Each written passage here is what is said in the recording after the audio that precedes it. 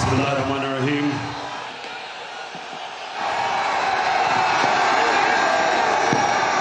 अल्लाह तेरी इबादत करते हैं, तेरे से मदद मांगते हैं।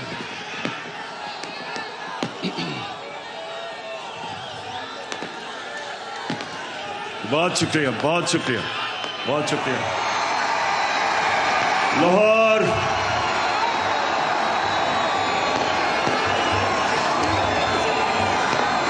शुक्रिया, शुक्रिया। लाहौर मैं आपका जितना भी शुक्रिया अदा करूं वो कम है।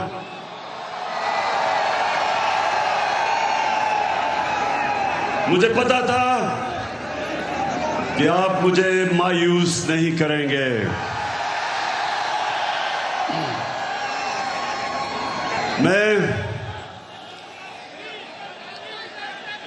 मैंने कभी इतने बड़े जलसे के सामने खिताब नहीं किया। आप सबका शुक्रिया।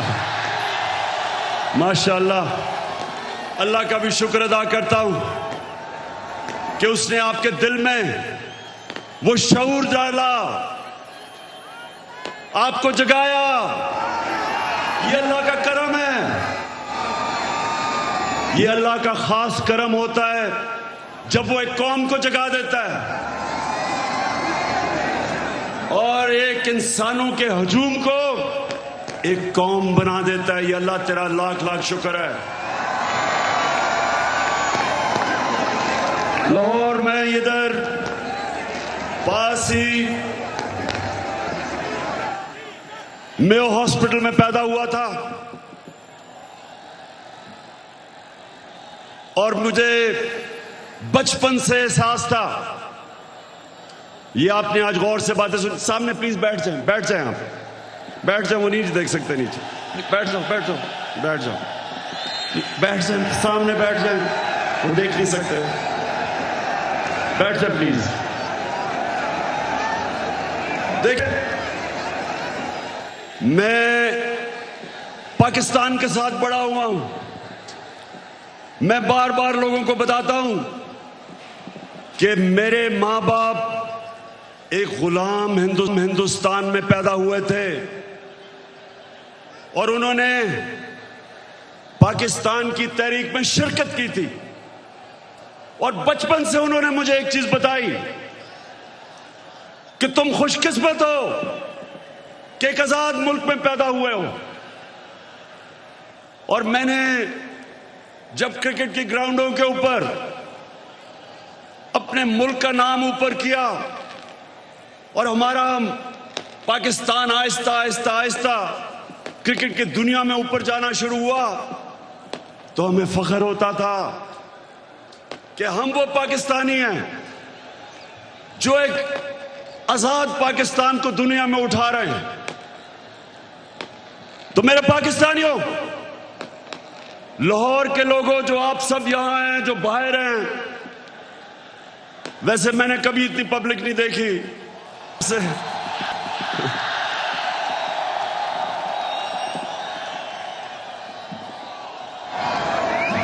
अब जितने भी लोग आज मेरी बात सुन रहे हैं, बड़े गौर से आज मेरी, क्योंकि मैंने आज आपको लाएमल देना है कि हमने ये ना गुलामी कबूल करनी है, ना ये इंपोर्टेड हुकूमत कबूल करनी है। और ये अब आपको पता चला है कि सिलेक्टेड हुकूमत क्या होती है, जो बाहर से सिलेक्ट होके लोगों के ऊपर मुसल्लत की जाती है। ये होती है सिलेक्टेड हुकूमत, जो डरती है इलेक्शन से, जो साजिशों से, जो पैसे लगा के, जमीन खरीद के, बाहर जो साम्राज्य उनकी जूते पॉलिश करके जो आज ऊपर हमारे मुल्क पे मसल्लत की गई है। तो मैं आज आपको लाएमल दूंगा कि मैं किसी सूरत इस हुकूमत को कबूल नहीं करूंगा। मैं इन गुलामों को और पाकिस्तान के करप्ट तरीन लोगों को मैं कभी कबूल नहीं करूंगा। और मैं अभी आपको लायामत देता हूं, लेकिन उससे पहले यह साजिश क्यों हुई? मेरे लाहौर के लोगों, जरा सा सब्र से सुने, यह साजिश हुई क्यों। मैं जब से वजीर आजम बना, मेरी सबसे बड़ी कोशिश ये थी कि हमारी आजाद फॉरेन पॉलिसी बने। आजाद फॉरेन पॉलिसी का मतलब ये कि हम जो भी फैसले करें अपने लोगों के मफादात के लिए करें। मैं अपने लोगों को किसी बैरूनी मुल्क की उनके मफादात के लिए कुर्बान ना करूं। मेरे फैसले मेरी कौम के लिए हों।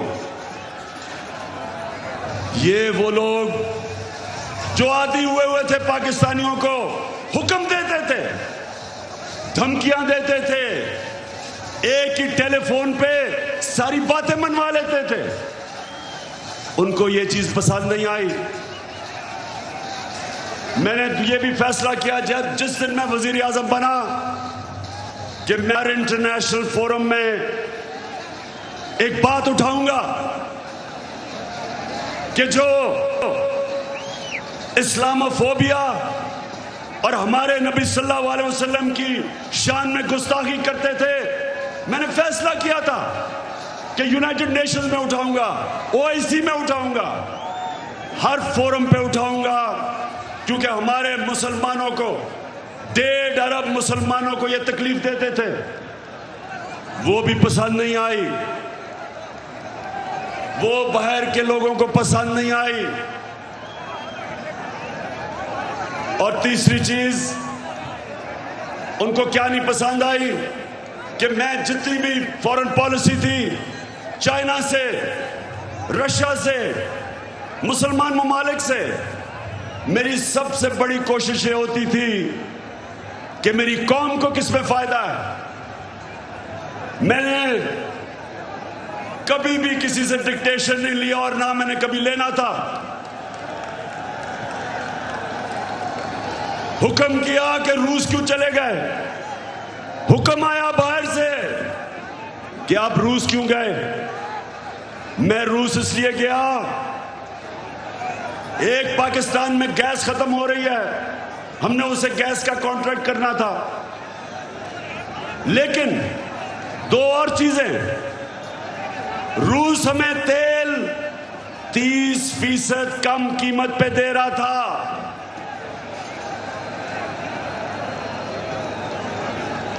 तेल 30% कम कीमत पे। इसका मतलब कि पेट्रोल और फजल रहमान को 30% कम पे हम बेच सकते थे।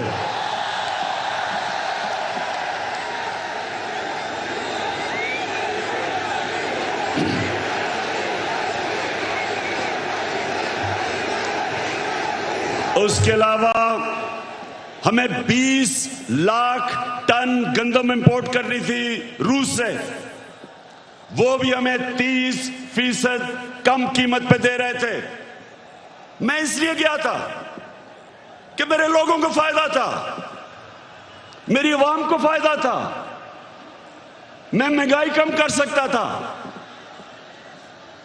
और ये देखें कि हिंदुस्तान जो अमेरिका का करीबी एलाई है, स्ट्रेटेजिक एलाई है, वो तेल मंगवा रहा है रूस से। उसको अमेरिका ने कहा कि ना तेल खरीदो, उसने आगे से सीधा जवाब दिया अमेरिका को कि हम अपने लोगों के मफादात के लिए फैसले करते हैं। यानी कि हिंदुस्तान की फॉरेन पॉलिसी उनके लोगों के मफादात के लिए, और हमारी फॉरेन पॉलिसी किसी और कौम की मफादात के लिए। ये भी पसंद नहीं आई बात, चाइना से ताल्लुकात वो भी पसंद नहीं आए, तो तब बाहर से साजिश होनी शुरू हुई। लेकिन ये याद रखें कि साजिश कभी मुकम्मल नहीं हो सकती जब तक अंदर मुल्क के मीर जाफर और मीर सादिक ना बैठे हों। मीर जाफर वो गद्दार था जिसने अंग्रेजों के साथ मिलकर मुसलमानों की हुकूमत, सिराजुद्दौला की हुकूमत गिराई जाती मफादात के लिए। और मीर सादिक वो था निजाम हैदराबाद के साथ मिलके, अंग्रेजों के साथ मिलके टीपू सुल्तान को इन्होंने हरवाया। यहां भी मीर सादिक और मीर जाफर बैठे हुए थे जिन्होंने बाहर की साजिश में पूरा हिस्सा लिया।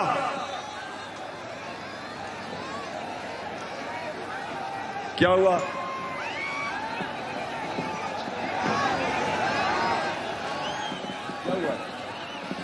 अच्छा सुना जरा, हो जाएगा ठीक। तो ये साजिश बाहर से हुई, अंदर मीर जाफर और मीर सादिक बैठे थे, अंदर थ्री स्टूजेस बैठे हुए थे, इन्होंने इनके साथ मिले।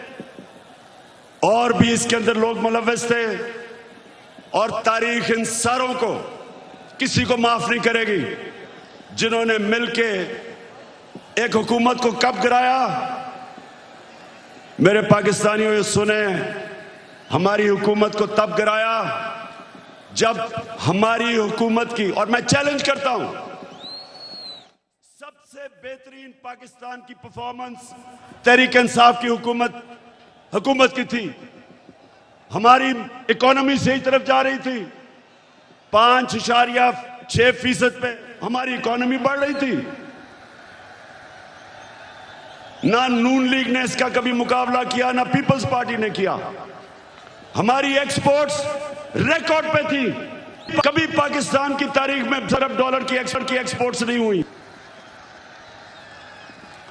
कभी पाकिस्तान में इतने बाहर से डॉलर्स नहीं आए। $31 अरब रेमिटेंसेस बैरून मुल्क पाकिस्तानियों ने हमें भेजी। $31 अरब। हम जब हुकूमत में आए थे $19 अरब थी। और पाकिस्तान की तारीख में सबसे ज्यादा पैसा हमने इकट्ठा किया टैक्स में, $6000 अरब से ऊपर। यह भी पाकिस्तान की तारीख का रिकॉर्ड था। हमने सबसे सारे बर्रे सगीर में जिस मुल्क में सबसे कम बेरोजगारी थी वो पाकिस्तान था। सबको पीछे छोड़ गए हम। और ये कब? जब कोरोना वायरस ने दुनिया में तबाही मचाई हुई थी। पाकिस्तान वो मुल्क है जिसकी दुनिया ने मिसाल दी कि उस मुल्क जिसने सबसे बेहतर कोरोना वायरस को हैंडल किया, अपने लोग भी बचाए, अपने गरीब भी बचाए, अपनी इकोनॉमी भी बचाई और अपने किसानों को।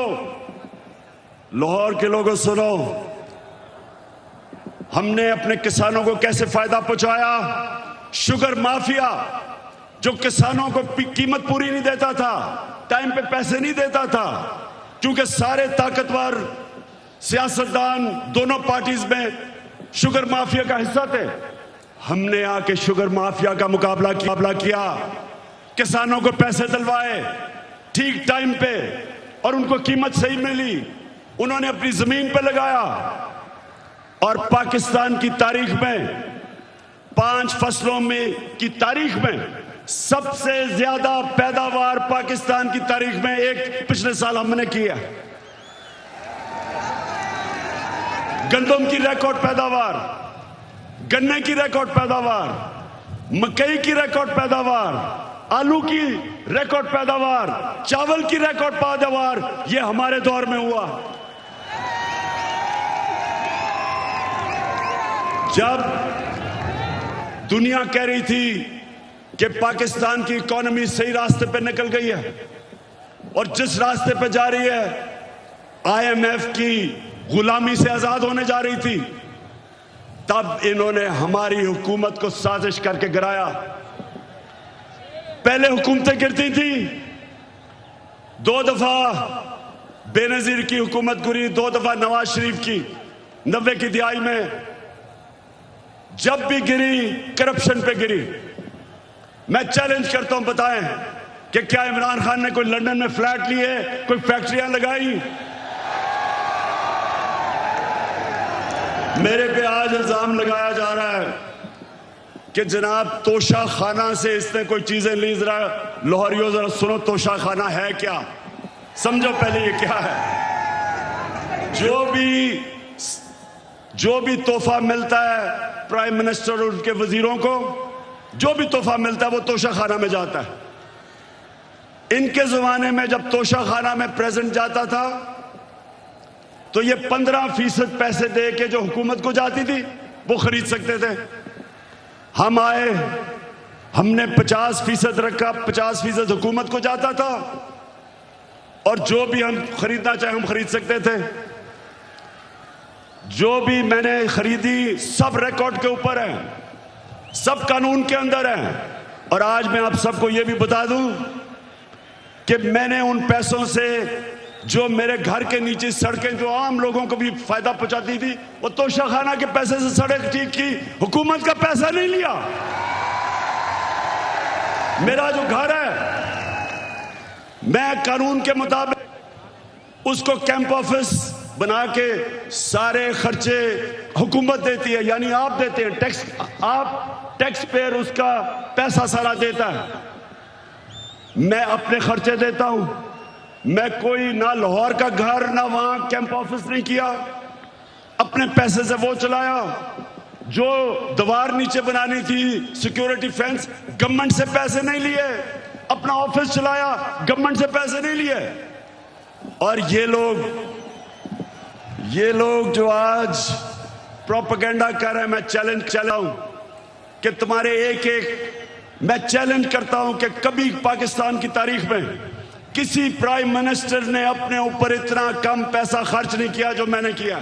तो लाहौरियों, एक और वजह कि बाहर से साजिश हुई, अब ये जरा गौर से सुनना है आपने, क्योंकि मैं चाहता हूं इसके बाद जो मैं आपको लाएमल दूंगा वो बड़ा जरूरी है कि पहले आप समझ जाएं कि ये हुआ क्या, ये क्या, कितनी बड़ी साजिश इस मुल्क के खिलाफ की गई है।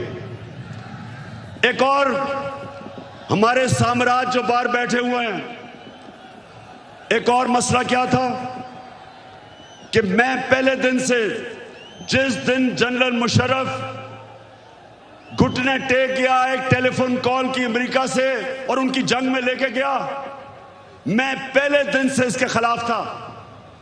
हर फोरम पे मैंने कहा कि ये हमारी जंग नहीं है। हर जगह मैं कहता गया कि पाकिस्तानियों को कुर्बान कर रहे हो किसी और की जंग में।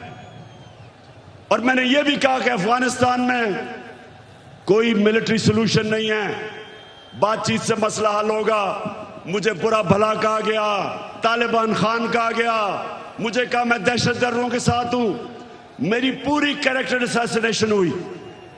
लेकिन मैं क्यों कह रहा था कि हमारी जंग नहीं है? क्योंकि मेरे पाकिस्तानियों,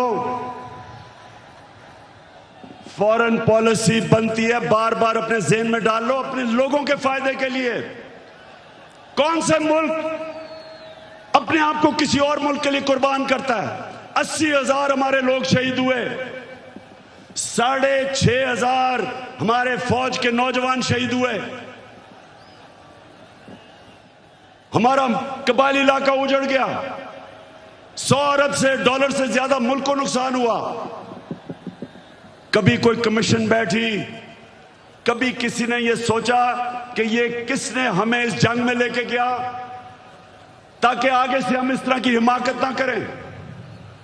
तो जब मेरे से इंटरव्यूअर ने पूछा कि आप अमेरिका को बेच देंगे, क्या कहा मैंने?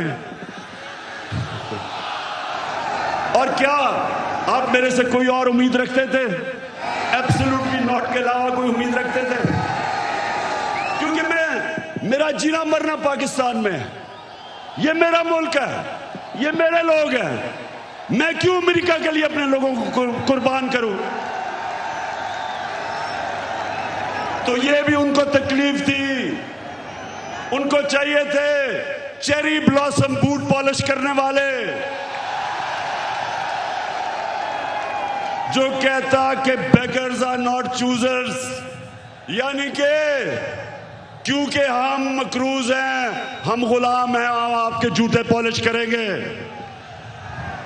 पाकिस्तानियों, ये याद रखो, मैं बार बार आपको एक चीज कहता हूं, कभी कभी किसी जमात को वोट ना दो जिनके लीडर्स के पैसे जायदादें बाहर पड़ी हैं, कभी उनको वोट ना दो, क्योंकि जिधर इनके पैसे बाहर पड़े हैं, इनकी जायदादें बाहर पड़ी हैं, इनकी प्रॉपर्टीज बाहर हैं, इनके ऑफशोर अकाउंट्स बाहर हैं, ये याद रखें, ये कभी साम्राज्य का प्रेशर बर्दाश्त नहीं कर सकते।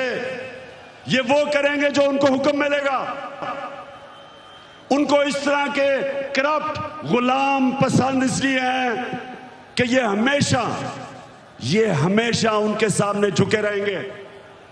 400 ड्रोन अटैक हुए पाकिस्तान में, पाकिस्तानियों 400 ड्रोन अटैक हुए। यहां कोई दुनिया में मिसाल ही नहीं कि जिस मुल्क के लिए आप जंग लड़ रहे हैं वो आपके ऊपर ही बमबारी कर रहा है, इसकी कोई मिसाल नहीं मिलती।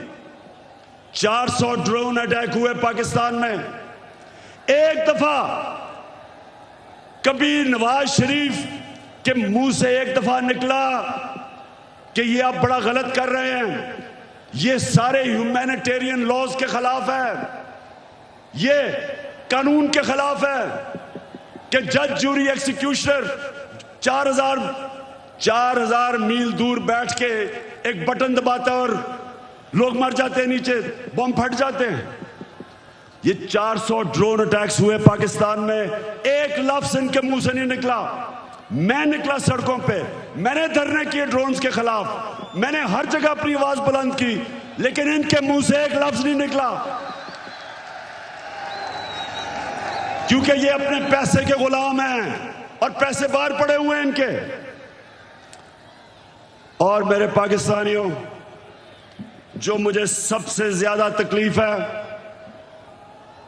आप में अभी हौसला है ना, मैंने आपसे बड़ी जरूरी बातें करनी है। हुआ क्या, बाहर से साजिश प्लान हुई, अंदर मीर जाफर बैठे हुए थे। हमें एक मसला आता है, हमारे एम्बेसडर से मीटिंग होती है एक अमेरिकी ऑफिशियल की, और उधर वो उसको क्या कहता है, ये जरा सुने, तकब्बर सुने जरा, उसका तकब्बर हमारे एम्बेसडर को कहता है कि अगर तुमने इमरान खान को इस नो कॉन्फिडेंस मोशन में ना हराया तो पाकिस्तान को बड़ी मुश्किलों का सामना करना पड़ेगा। तकब्बुर सुने, 22 करोड़ हमारी आवाम, दुनिया का 5वां छठा बड़ा मुल्क, और एक ऑफिशियल हमारे एम्बेसडर को कह रहा है कि अगर तुमने इमरान खान को, ये जो उसके खिलाफ नो कॉन्फिडेंस मोशन आ रहा है, अभी आया नहीं था, उसको पहले ही पता था, कहता कि अगर ये आपने इसको ये अगर कामयाब ना हुआ इसके खिलाफ तो पाकिस्तान को बड़ी मुश्किलों का सामना करना पड़ेगा। लेकिन अगर कामयाब हो गया, और ये सुनो मेरे पाकिस्तानियों, कहता अगर कामयाब हो गया तो हम पाकिस्तान को माफ कर दे।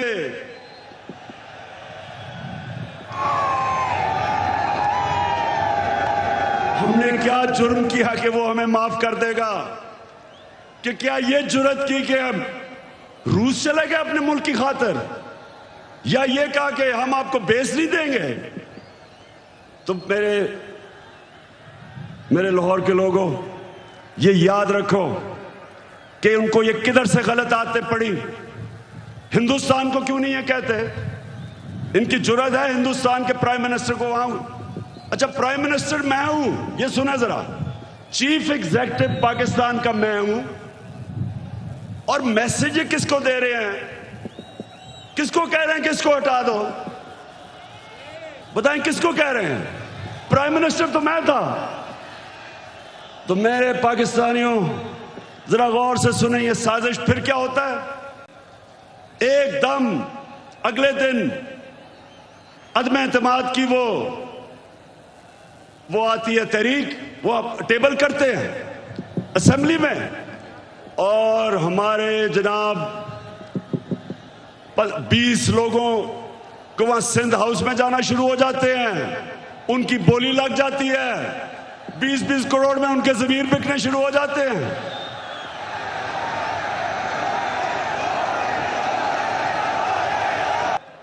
और फिर जो हमारे इत्तेहादी हैं, मैं मुनसिलाई आजाद को खराज तहसीन पेश करता हूं। आप वाहिद रह गए, बाकी सारे चले गए। कीमतें लगी, बोलियां लगी, जैसे बकरा ईद पे बकरे बिकते हैं।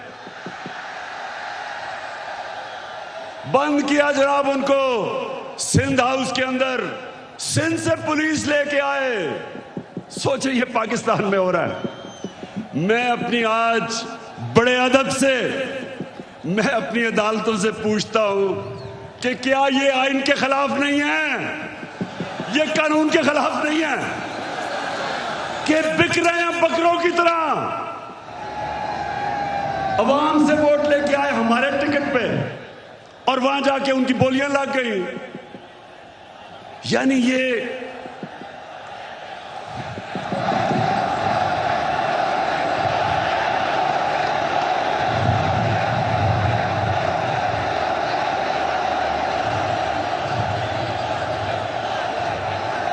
वैसे देखो मेरे पाकिस्तानियों, एक आप सब ने वादा करना है, वोट हमें दे या ना दे, मैं आप सारे पाकिस्तानियों से बात कर रहा हूं, लेकिन खुदा के वास्ते कभी इन लोटों को सारी जिंदगी वोट नहीं देना आपने।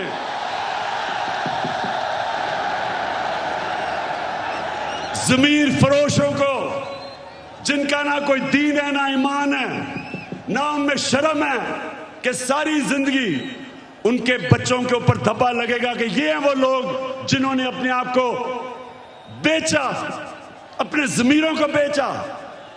सारी जिंदगी के लिए इनके ऊपर एक मोहर लगे कि कभी ये सियासत के पास ना आए।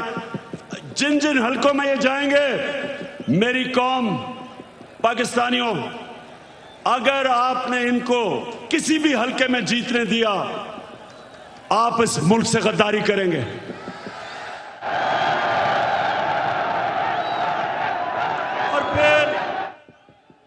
फिर जो होता है वो तारीख का हिस्सा है।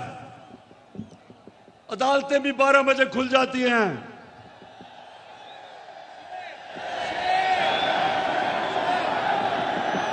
मेरे यहां दोनों स्पीकर बैठे हुए हैं, एक्स स्पीकर असद कैसर भी बैठा हुआ है और कासिम सूरी, दोनों हीरो हैं।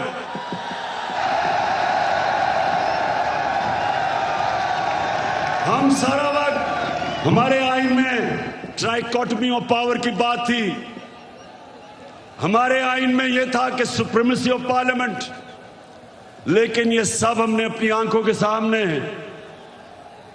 हमने सब ये इसको जाते देखा और हमने फिर ये देखा। और ये सबसे तकलीफ दह चीज है पाकिस्तानियों, जरा मेरी ये बात सुननी है।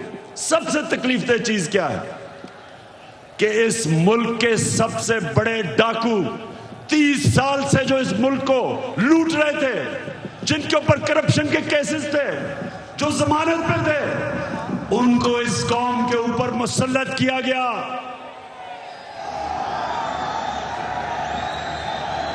पाकिस्तानियों, मैं, मेरे से बेहतर शायद कोई भी पाकिस्तान की सियासत में ना अमेरिकनों को जानता है ना यूरोपियंस को जानता है जो मैं जानता हूं। कोई नहीं मेरे से बेहतर जानता। उनके अपने मुल्कों में ये कोई तस्वर भी नहीं कर सकता, कोई सोच भी नहीं सकता कि एक आदमी जमानत पे हो, उसको पार्लियामेंट तो दूर की बात है, उसको चपड़ासी भी बना दे,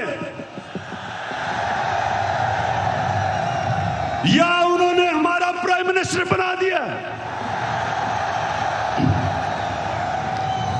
और उसके बेटे को, जो सारा लाहौर जानता है कि हर एक एक चीज के ऊपर रिश्वत लेता था, उसको चीफ मिनिस्टर का कैंडिडेट बना दिया।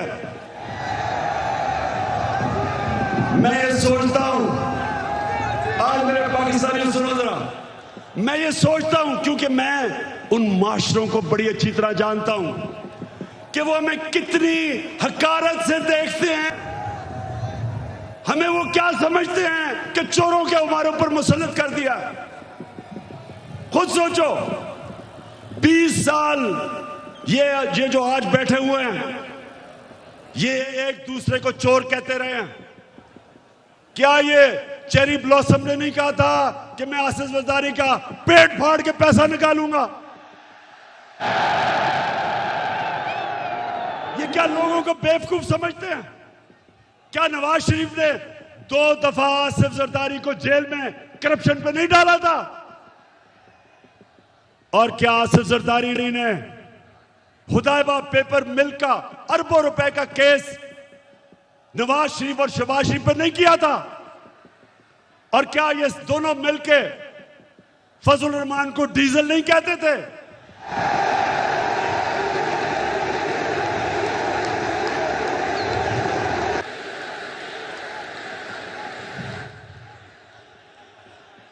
इससे ज्यादा आप एक मुल्क के ऊपर क्या जुल्म कर सकते हैं कि ये 3 स्टूजेस को, ये मुल्क के माना और डाकुओं को मुल्क के ऊपर मुसल्लत करें। मैं आपको आज ये बता रहा हूं, जब तक मैं जिंदा हूं मैं इनका मुकाबला करूंगा, मैं कभी इनको तस्लीम नहीं करूंगा। पाकिस्तानियों, अब ये जरा मेरी बात सुना, ये इतना बड़ा इस मुल्क पे जुल्म किया इन्होंने कि आपको अंदाजा नहीं कि ये जो हमारे माशरे को करेगा, एटम बॉम्ब भी नहीं कर सकता। मेरे नबी सल्लल्लाहु अलैहि वसल्लम ने तकरीबन 1500 साल पहले कहा था, ये सुने मेरी बात खामोशी से, ये बहुत जरूरी आपके लिए समझना है कि क्यों पाकिस्तान एक अजीम कौम नहीं बन सका। 1500 साल पहले उन्होंने कहा था, मेरे पाकिस्तानियों, 1500 साल पहले उन्होंने कहा था कि वो कौमें बर्बाद हो जाती हैं जो छोटे चोरों को पकड़ के जेल में डालती हैं और बड़े डाकुओं को उनका निजाम पकड़ नहीं सकता। ये है आपके सामने। अब इससे बड़ी मिसाल क्या है कि 40 अरब रुपया शहबाज शरीफ और उसके बेटों के ऊपर 40 अरब रुपए के एफआईए में और नैब में केसेस हैं। एफआईए के 16 अरब रुपए इसके नौकरों के नाम पे एफआईए ने पकड़े हैं और इस आदमी को प्राइम मिनिस्टर बना दिया।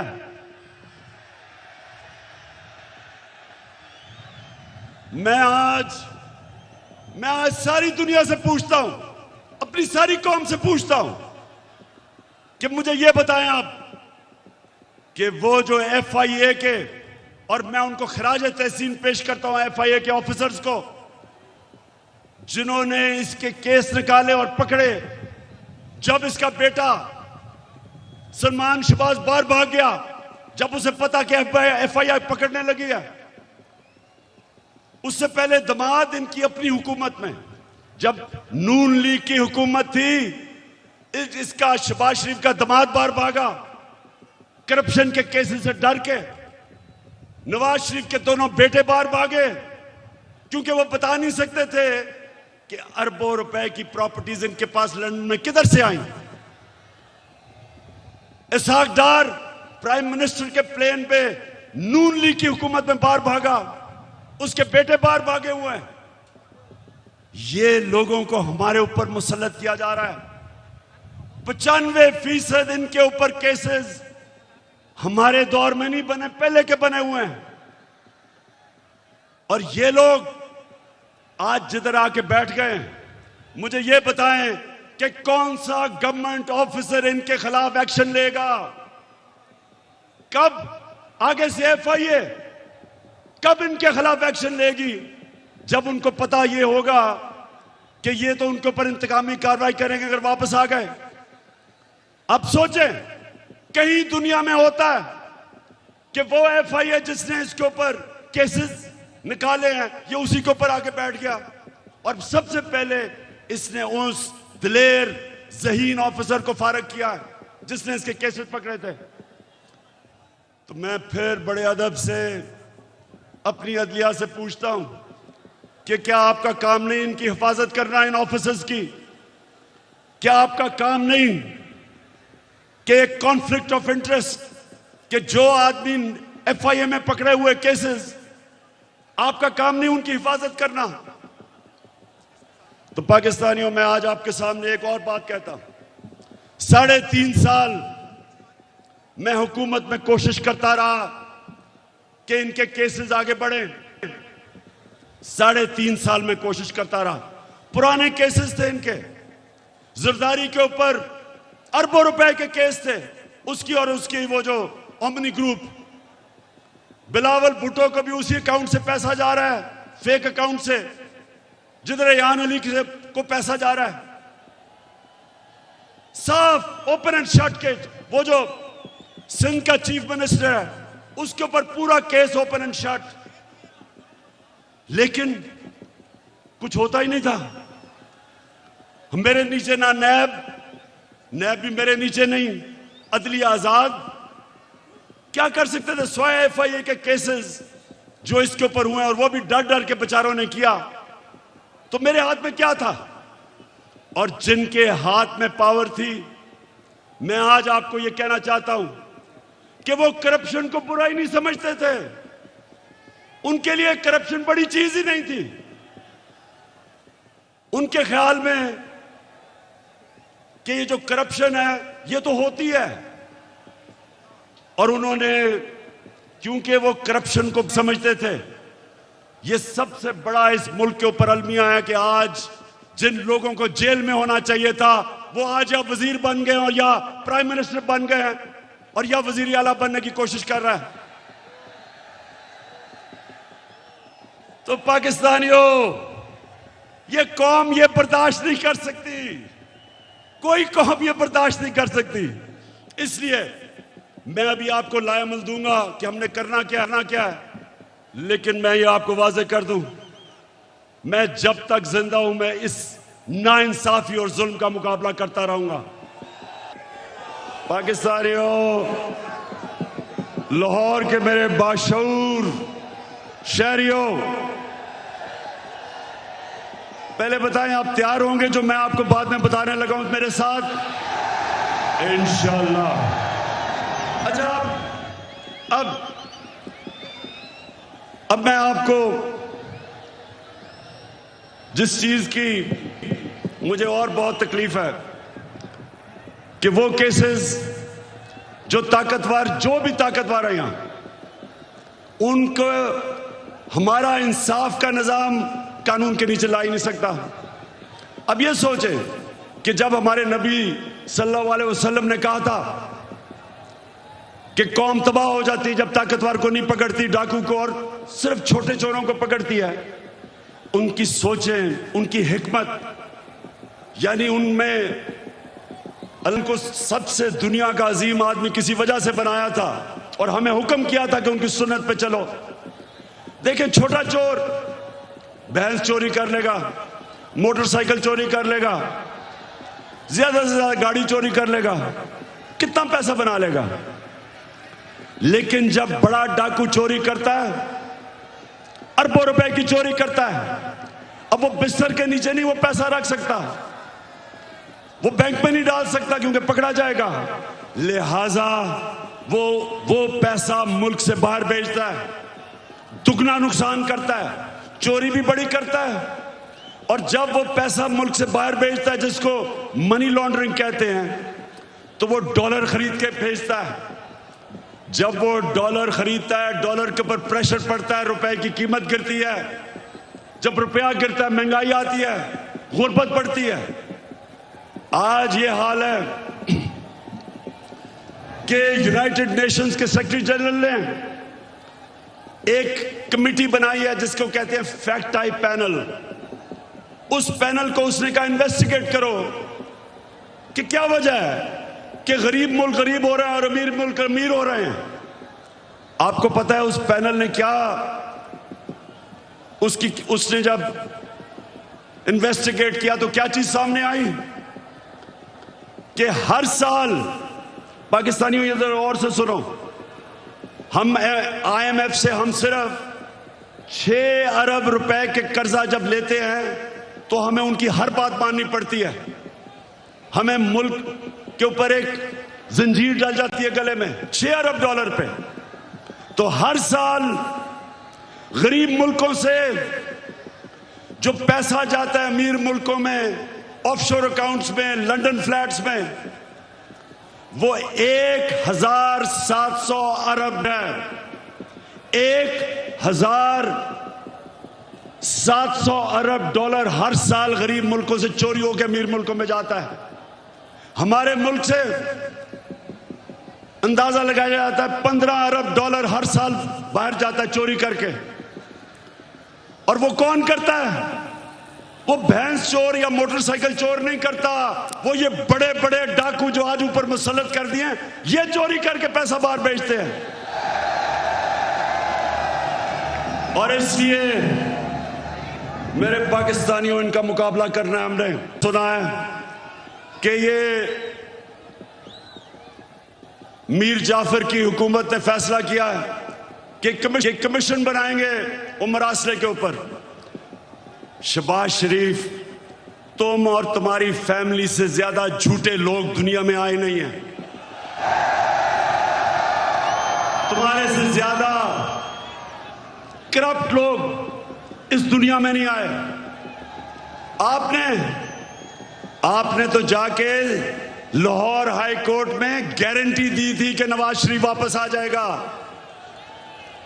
नवाज शरीफ ने नेशनल असेंबली में खड़े होकर कहा, जब पैनामा में ये पकड़े गए, पैनामा में क्या हुआ था? पैनामा में पता चला, इंकशाफ हुआ कि जो 4 महंगे तरीन लंदन में मेफेयर की अपार्टमेंट्स हैं वो मरियम के नाम पे हैं। तो जब पैनामा में ये इंकशाफ हुआ तो नवाज शरीफ ने असेंबली में जाके कहा कि ये हैं वो दस्तावेज जो साबित करते हैं कि ये लीगल खरीदे गए हैं। वो सारे दस्तावेज जाली निकले। फिर सुप्रीम कोर्ट में कहा, कहता कतरी खत आ गया। वो कतरी खत कहता है कि हमने कैसे अपार्टमेंट लिए, वो भी जाली निकला। फिर मरियम ने सुप्रीम कोर्ट में कहा, एक ट्रस्ट डीड उसने दिखाई। अब ट्रस्ट डीड क्या कहती है? उन्होंने कहा जी ये मेरे भाइयों के मेरे बीच में ये ट्रस्ट डीड थी। पता चला कि वो जिस कैलिब्री फॉन्ट से लिखी गई थी वो उस 2006 में आई नहीं थी। नकल में भी अकल चाहिए। और फिर इनके लाहौर में जो इन्होंने लूट मार की LDA में, हर थोड़ी देर के बाद आग लगती है और उनके रिकॉर्ड जल जाते हैं। तो तुम्हारा ख्याल है शहबाज शरीफ कि हम तुम्हारी कोई कमीशन मानेंगे? हम सिर्फ एक कमीशन मानेंगे, सुप्रीम कोर्ट के अंदर ओपन हेयरिंग हो। जिस तरह धांधली के ऊपर कमीशन बनी थी, ओपन हेयरिंग हो, मीडिया के सामने हो, ताकि सबको पता हो कि कितनी बड़ी साजिश हुई है पाकिस्तान से। और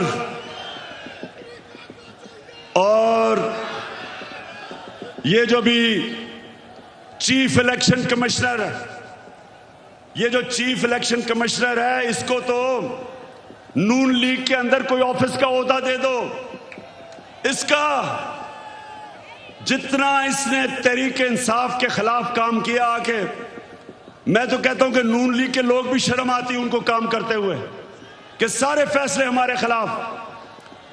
फॉरेन फंडिंग केस क्या है? हमें बैरून मुल्क पाकिस्तानियों ने पैसे भेजे। वो पाकिस्तानी जो कि 31 अरब डॉलर इस मुल्क को भेजते हैं जिस पे पाकिस्तान चलता है, वो फॉरेन फंडिंग नहीं है। और हमने इनको बार बार कहा है कि जब भी आप इन्वेस्टिगेट करें तो नून लीग की भी साथ इन्वेस्टिगेशन करें, पीपल्स पार्टी की भी करें। और लाहौर के लोगों, मैं आपके सामने दावा करता हूं कि जब भी हमारी सामने इन्वेस्ट होगी, दूध का दूध पानी का पानी हो जाएगा। एक पार्टी होगी पाकिस्तान की तारीख में जो पॉलिटिकल फंड रेजिंग करती है, लोगों से पैसे इकट्ठे करती है। इनके पैसे वो बिजनेसमैन देते हैं जिनके साथ मिलकर ये पैसे बनाते हैं, उनको कॉन्ट्रैक्ट्स दिलवाते हैं, फिर उनसे पैसे लेते हैं। एक एक का नाम भी मुझे पता है।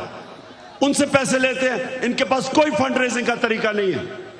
तो मैं चैलेंज करता हूं कि अगर हिम्मत है तो हम तीनों के इकट्ठे केस सुनो, ताकि सारी कौम को पता हो, सारी कौम के सामने आए कि किससे सही मायने में पैसे इकट्ठे करें और कौन 2 नंबरी से पैसे इकट्ठे कर। वैसे मैं सोचता हूं ये नून लीग के और पीपल्स पार्टी के लोगों को मैं सोचता हूं, और वो डीजल वाले के लोगों को भी, कि मुझे ये बताएं कि कोई आपको शर्म नहीं आती कि वहां जरदारी फैमिली के अलावा कोई नहीं आता ऊपर, यहां शरीफ फैमिली के अलावा कोई नहीं आता, उधर फजल रहमान के बेटों के अलावा कोई नहीं आता। कोई आपको शर्म नहीं आती कि किसी में सलाहियत नहीं ऊपर आने की?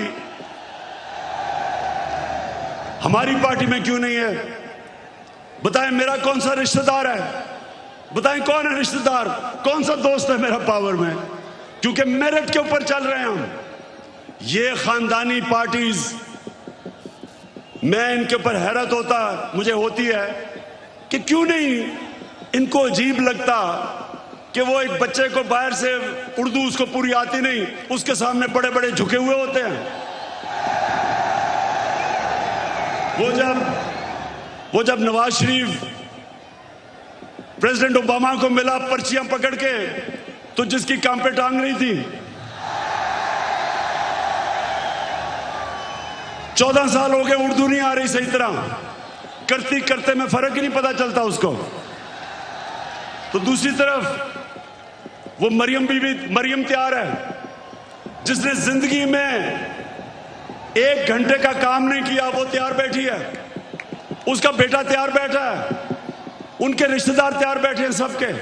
तो कोई इनके लोगों को कोई एहसास नहीं कि ये हैं कौन, इनकी सलाहियत क्या है सिवाय चोरी करने के, कि इनके अलावा कोई ऊपर ही नहीं आ सकता।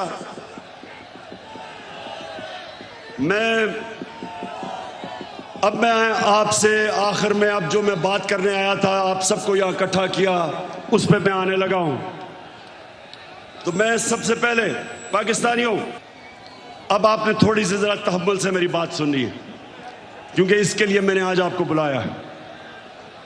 देखिए पाकिस्तानियों,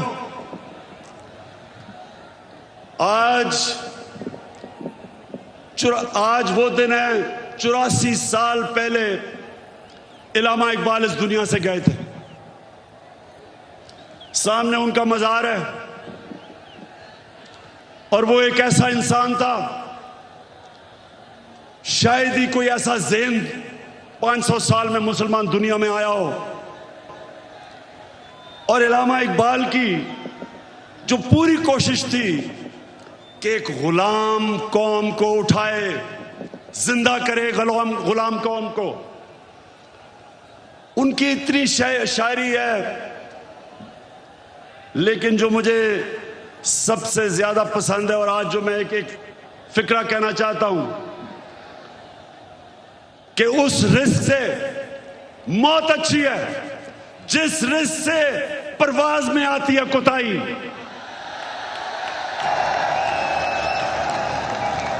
पाकिस्तानियों, यहां 1940 में जब कायदे आजम ने पाकिस्तान की रेजोल्यूशन करारदाद पाकिस्तान पास की थी, तो वो क्यों एक इतनी बड़ी ख्वाब उन्होंने ये अनाउंस की थी कि हिंदुस्तान के मुसलमानों ने फैसला किया कि हम एक आजाद मुल्क में रहना चाहते हैं। ये पाकिस्तान सिर्फ इस खित्ते के मुसलमानों के लिए नहीं था, जो हिंदुस्तान में मुसलमान जो नहीं पाकिस्तान आ सके, उन्होंने भी वोट दी पाकिस्तान के लिए, क्योंकि पाकिस्तानियों बड़ी ख्वाब का नाम था पाकिस्तान। और पाकिस्तान का जो नारा था, पाकिस्तान का मतलब क्या, मैं ये चाहता हूं आज कि पहले आप ला इलाहा इल्लल्लाह का मतलब सही माने में समझ लें। ला इलाहा इल्लल्लाह का मतलब यह है कि वो एक इंसान को आजाद कर देता है, एक छोटे इंसान को एक अजीम इंसान बना देता है। मौलाना रूमी ने कहा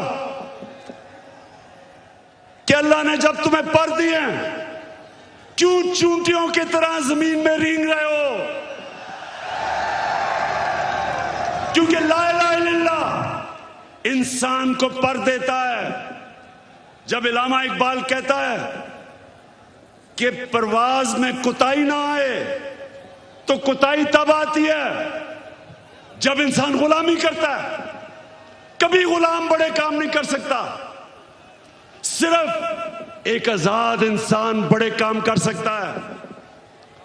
और मैंने रहमतुल लिल आलमीन अथॉरिटी इसलिए बनाई क्योंकि मुझे एहसास हुआ कि हमारे बच्चों को, हमारे नौजवानों को सीरत नबी का तो पता ही नहीं है।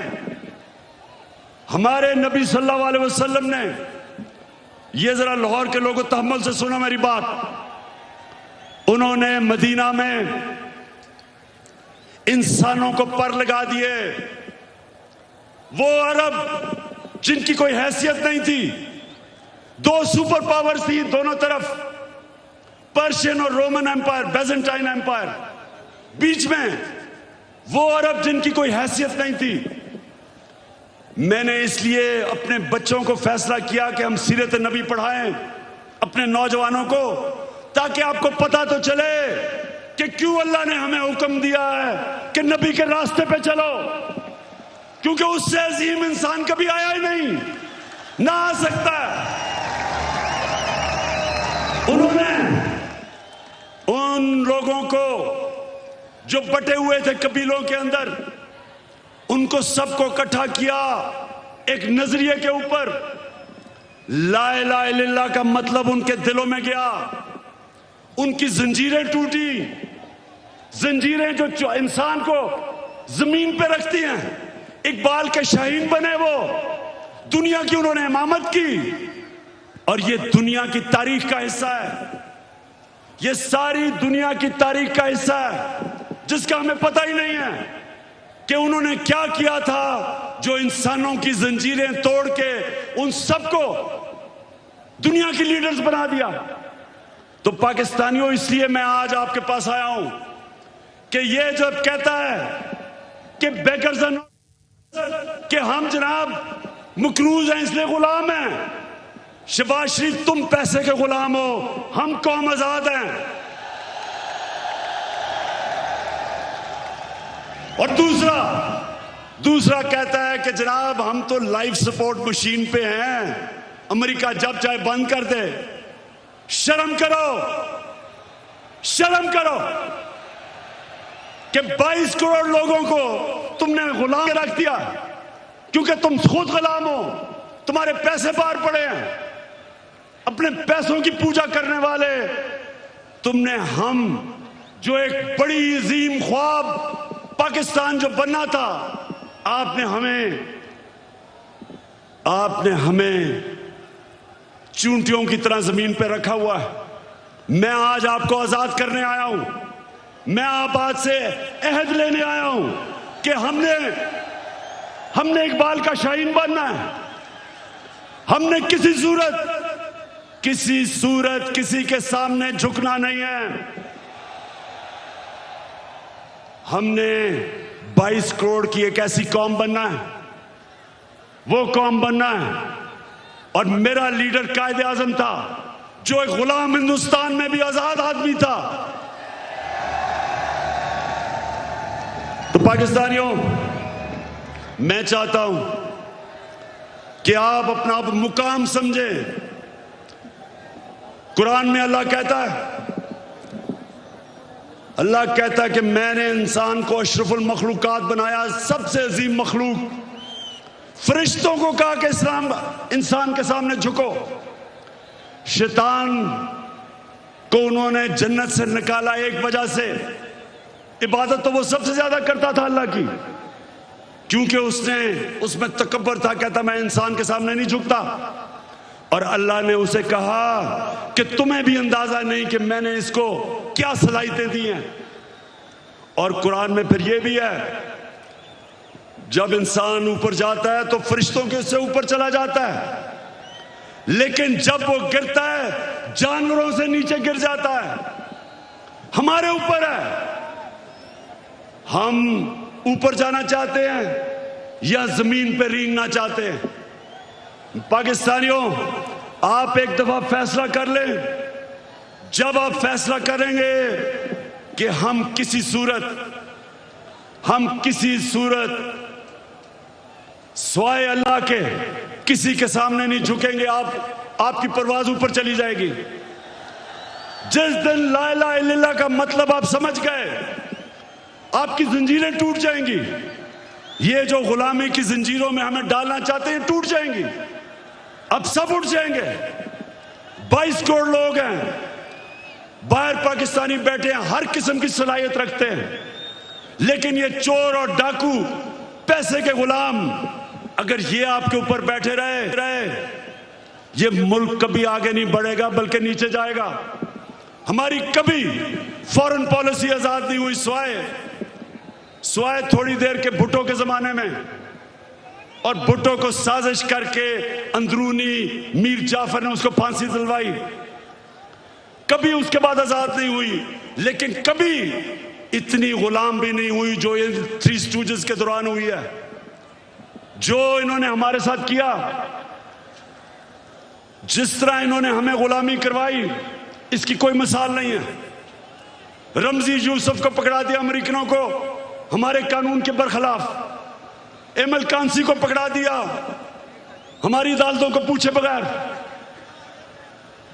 एमएल कांसी के वकील ने अमेरिका की अदालत में क्या कहा जब उन्होंने पूछा जज ने कि क्यों पाकिस्तान के कानून के बगैर आप उसको उठा के ले गए, तो उसका वकील कहता कि पाकिस्तानी अपनी वालदा को बेच देंगे डॉलरों के पीछे। और वो किसका दौर था? नवाज शरीफ का दौर था। हम नहीं बेचेंगे, नवाज शरीफ बेच देगा, पैसे का पुजारी है। फिर जनरल मुशर्रफ का दौर आया। 9/11 के बाद इसने पकड़ के पाकिस्तानियों को ग्वांटानामो बे में दे दिए। मुल्ला ज़ईफ तालिबान का एम्बेसडर था। जिनीवा कन्वेंशन के मुताबिक उसको प्रोटेक्शन थी, उन्होंने उसके बावजूद पकड़ा दिया, उनको ग्वांटानामो बे में भेज दिया। हमारे मुल्क से लोगों को उठा के ले गए। हम जंग उनकी लड़ रहे हैं और दुश्मन हम ही बने हुए हैं। 400 ड्रोन अटैक्स करवा दिए, कबायली इलाके को उजाड़ दिया। जो कबायली इलाके के लोगों को मुश्किलों का सामना करना पड़ा, आप सोच भी नहीं सकते। 35 लाख लोगों ने नकल मकानी की वहां से, 40 लाख लोगों ने स्वाद से नकल मुकानी की। या मेरे 2 एक्स मिनिस्टर्स बैठे हुए हैं।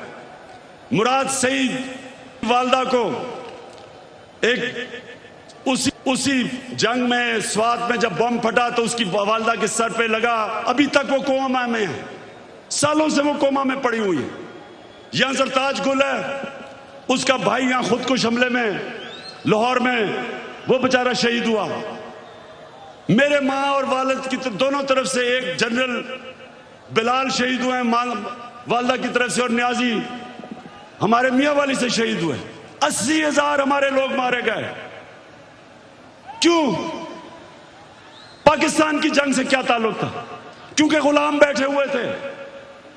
हमें कुर्बान किया गया किसी की खातिर और हमें दुनिया में जिल्लत मिली। उसामा बिन लादेन को पाकिस्तान में आके इन्होंने खत्म किया। कोई 3 दिन कोई बोला नहीं। प्रेसिडेंट ओबामा अपनी किताब में लिखता है कि मुझे बड़ा खौफ था कि मैं सदर जरदारी को जब टेलीफोन करूंगा वो बड़ी मुजम्मत करेगा कि तुमने हमारे मुल्क में आके ये किया क्या। कहता जब 3 दिन के बाद मैंने जरदारी को टेलीफोन किया तो कहता मुझे मुबारक देनी शुरू कर दी उसने।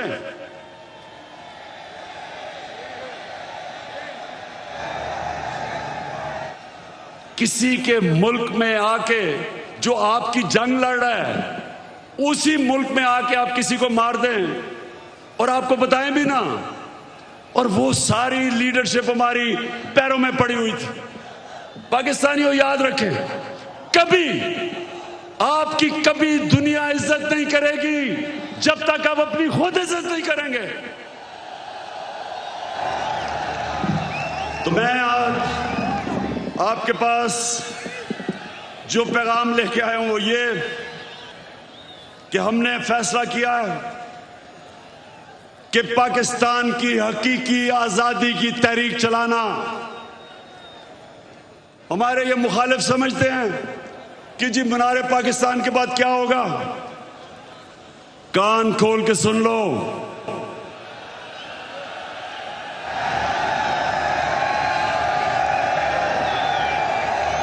कान खोल के सुन लो कि असल पार्टी तो अब शुरू हुई है। सारे पाकिस्तान, ये मैं तहरीक इंसाफ को कॉल नहीं दे रहा, मैं अपने सारे पाकिस्तानियों को कॉल दे रहा हूं, बल्कि मैं नून लीग और पीपल्स पार्टी के लोगों को जो इस मुल्क में आजादी चाहते हैं, जिनको पता नहीं कि कितनी बड़ी साजिश हुई है, मैं उनको भी आज पैगाम दे रहा हूं कि आपने सबने तैयारी करनी है। गली गली, मोहल्ले मोहल्ले, शहरों में, गांव में आपने सबने तैयारी करनी, आज से शुरू करनी है। आपने मेरी कॉल की इंतजार करनी है जब मैं आप सबको इस्लामाबाद बुलाऊंगा।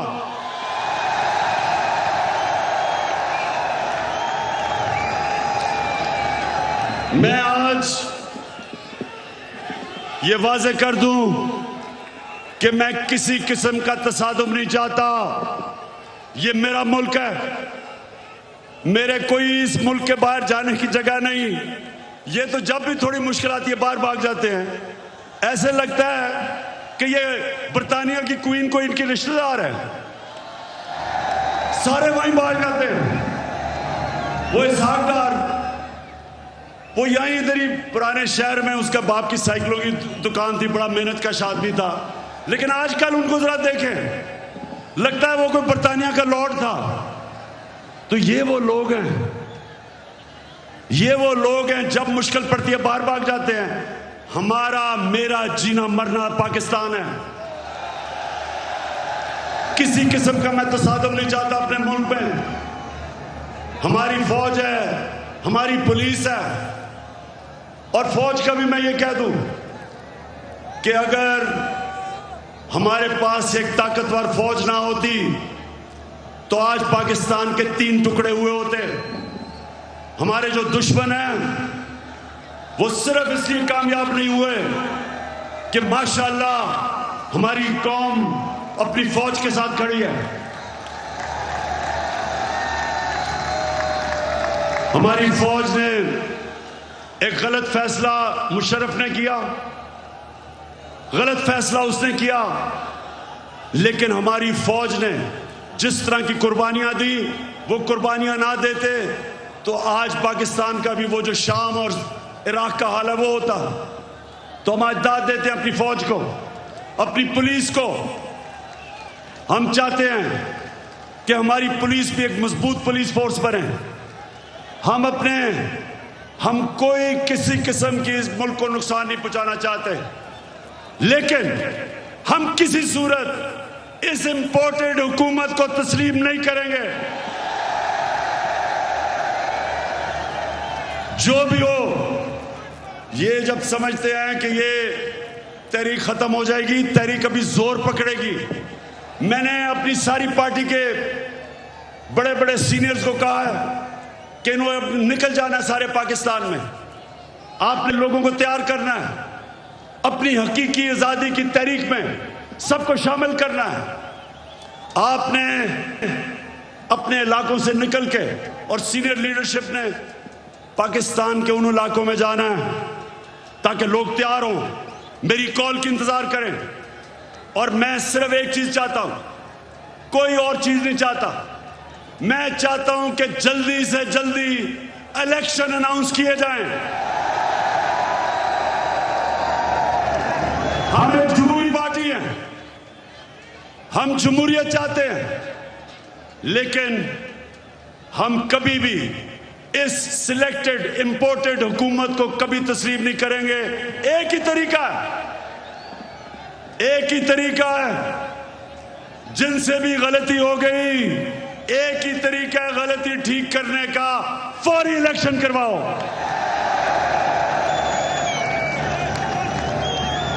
27 तारीख को मैं चाहता हूं मेरे पाकिस्तानियों, 27वीं तारीख को शबे दुआ की रात हम बनाएं, अल्लाह से दुआ करें कि हमारी हकीकी आजादी की तहरीक को कामयाब करे अल्लाह। और मैं सबसे अब आखिर में ये अहद लेना चाहता हूं, आपने आज हाथ करके मेरे साथ एक अहद करना है कि आपने मेरे बाद रिपीट करना है। अभी जो आपको कहूंगा रिपीट करना है। क्या हम सब आज अहद करते हैं कि हम अपने मुल्क की हकीकी आजादी और जमहूरियत के लिए हर वक्त जद्दोजहद करेंगे, तब तक जद्दोजहद करेंगे जब तक इलेक्शन अनाउंस नहीं होते। पाकिस्तान जिंदाबाद।